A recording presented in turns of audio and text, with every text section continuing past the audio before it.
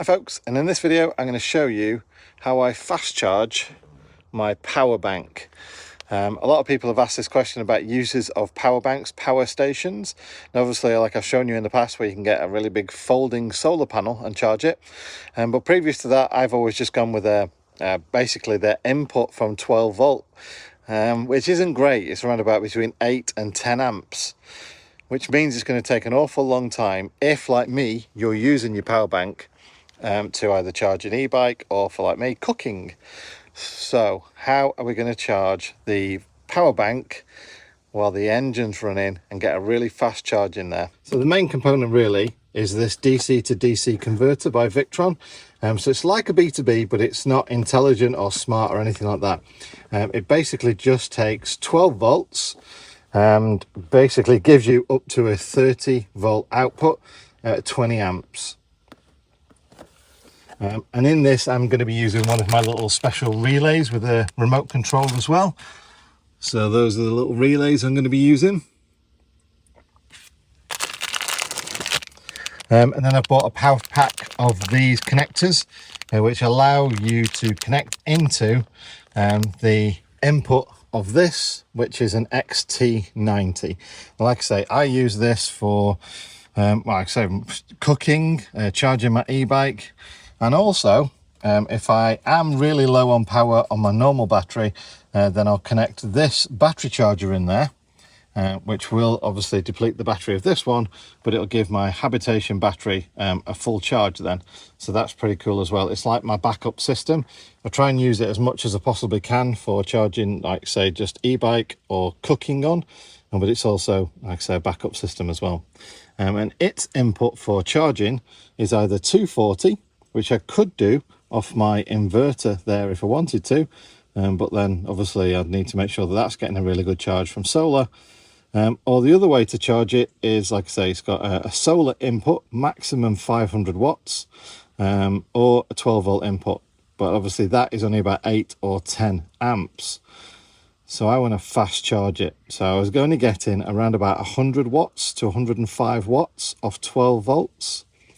And what I've been doing is this relay here, basically I would switch on when the engine was running, and that would charge it at 100 watts, which isn't that much. I wanted to fast charge it. So as I'm driving my van or the engine's running, not only is my B2B over there charging my hab battery, but also my engine starter is charging this without taking power from this system. So independently taking power from the starter battery and the engine ultimately to charge this, whilst that still giving my habitation system a full 50 amp charge. So like I say, on the back of there are 3 connections, 3 terminals.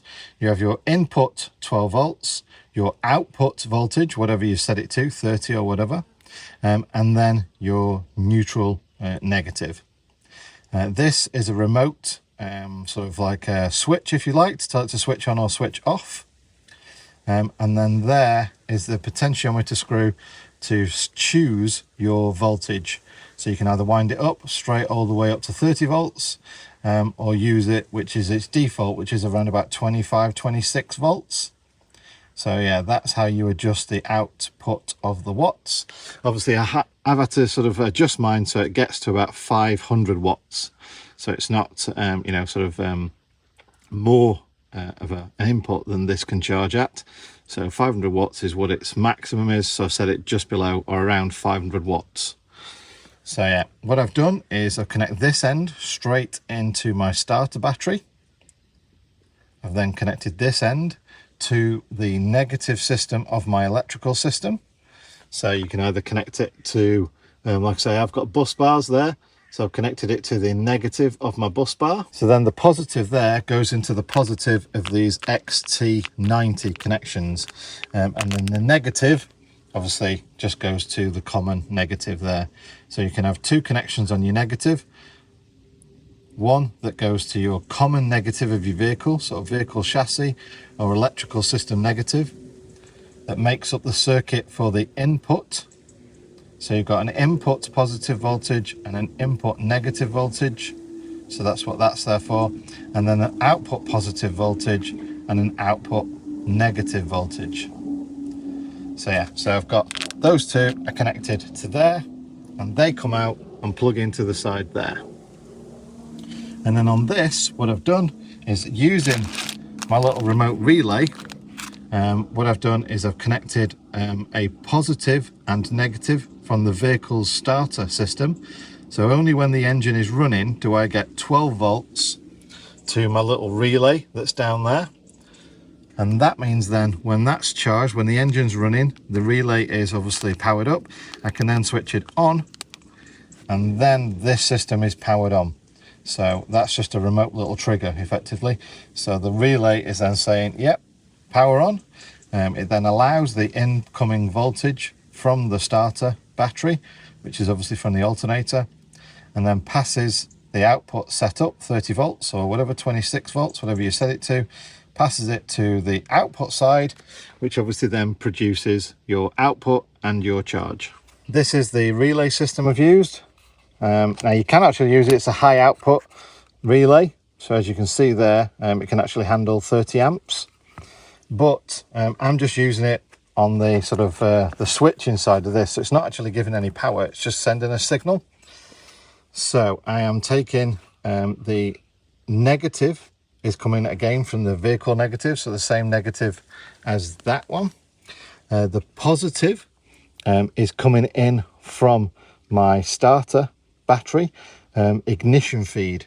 So only when the ignition is on does it send 12 volts to this side. This then is connected to the negative there, which means that once the engine's running, this is giving 12 volts, and this allows the relay to power up. So on this side, I've taken a positive from there, and I've actually taken the positive from there as well, because it's switched on this side. So albeit that these two are switched on when the engine's running, these two are not. So I just want to create this circuit. So I know it seems a bit sort of, you know, over the top maybe, and a lot of people might say, oh, use a different system, use a VSR or whatever. But I want the option of still being able to sort of like manually turn this on and off, rather than it being automatic.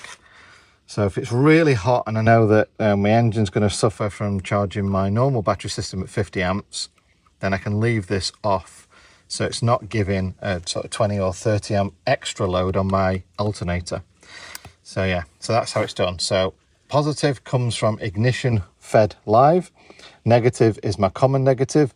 This side, I'm not even using the negative. It would have been nice if the negative would have been switched to, because I could have just used the negative, but it isn't.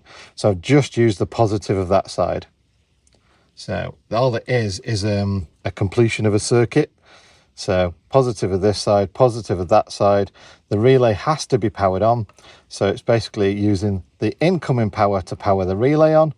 And then once I press the button to say, yes, power on, it's simply connecting the loop of the positives across.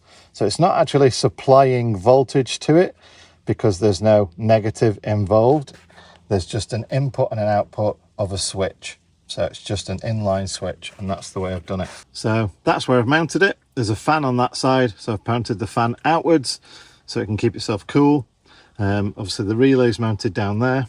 I've got one of these switches up at the front, so I can switch it on and off remotely. That's then powered into the Aferiy, and like I say, this has got enough power to power my van because it's got a 25 amp output there. So I could use this without any of that, if you imagine now. So in there you can charge it via solar, or now charge it with, you know, a B2B essentially, using one of those. And then this has got an inverter and everything else into it. So this would easily power my fridge, my diesel heater, all my lights, you know, sort of everything in my van, all my charging sockets, USBs and everything else.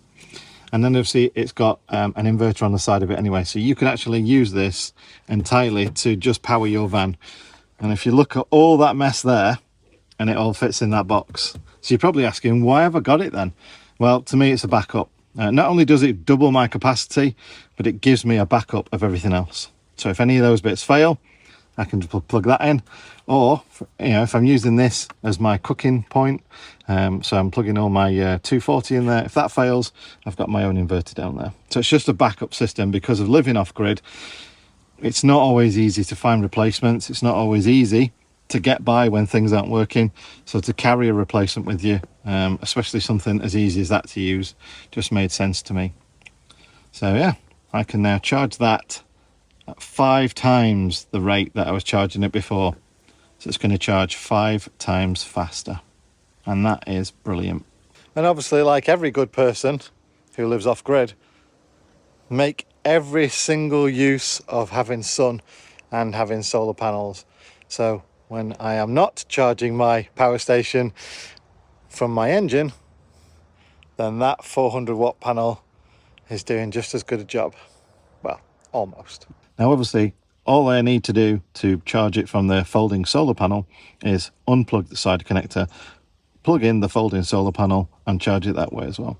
I'm also working on a system where it's going to auto switch between the solar controller there, so that when this system's fully charged, it will offload the solar into a switch box from there. Again, probably going to use a relay or something like that for that to switch over that, and I'll work on how we then work out 2 inputs and all that kind of stuff then. But for now, I just wanted to show you how I have made the DC to DC fast charge my power bank.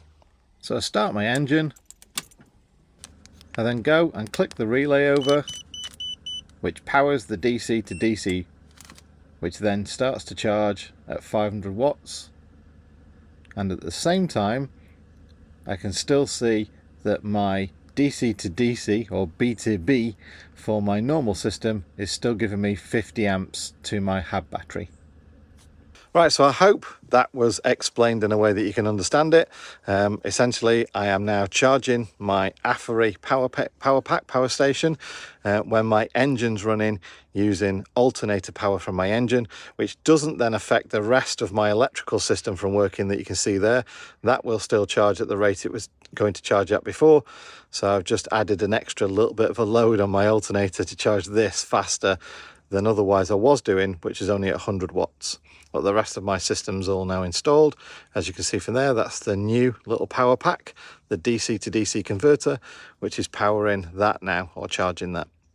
So it's slightly sort of complicated my system, if you like, but again, by having the redundancy that this unit offers and now the fast charge that that's offering, makes the whole system absolutely sort of brilliant in any circumstance now that I've got a proper electrical working system, or I've got a full backup electrical system as well.